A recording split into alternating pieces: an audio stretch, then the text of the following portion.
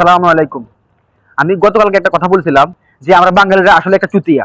কেন বলছি আপনারা জানেন? আমি বলছিলাম যে আসলে একদিন আমরা সবকিছু ভুলে যাবো।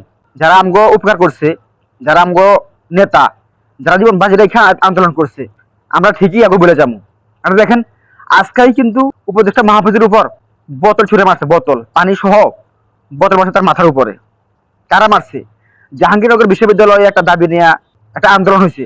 এই সরকারের, এই অন্তর্বর্তীকালীন সরকারের একটা উপদেষ্টা হিসাবে মাহফুজ আলম সেখানে গেছেন ব্রিফ করার জন্য, সমস্যাটা সমাধান দেওয়ার জন্য। তিনি কথা বলেছেন, তার কথা কারো ভালো লাগে নাই, তাই তার উপর বোতল মারছে, পানি ভইরা তার মাথার উপর পড়ছে। এখন বলেন, আমরা বাঙালিরা কত নম্বর চুতিয়া! আমরা ভাই বেইমান, ভাই কঠিন বেইমান, শুধু বেইমান না, নিমক হারাম। যে প্লেটে খামু ওই প্লেটে আমরা আবার ফুটা করে ফিরে যাবো। কয়দিন আগে, বেশি না তো, 7-8 মাস হয়েছে, 7-8 মাস আগেই এই মাহফুজের দিকে, এই নাহিদ ইসলাম, আসিফ মাহমুদ, হাসনাত, এদের দিকে পুরো বাংলাদেশের 16 কোটি মানুষ টাকায় রয়েছিল। কার লাইগা?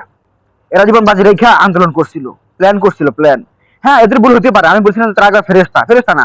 তারা নতুন মানুষ, তাদের ভুল হতে পারে, কথাবার্তা, তাদের চিন্তা ভিন্ন, হ্যাঁ, তাদের চেতনা ভিন্ন, ভিন্ন হতেই পারে।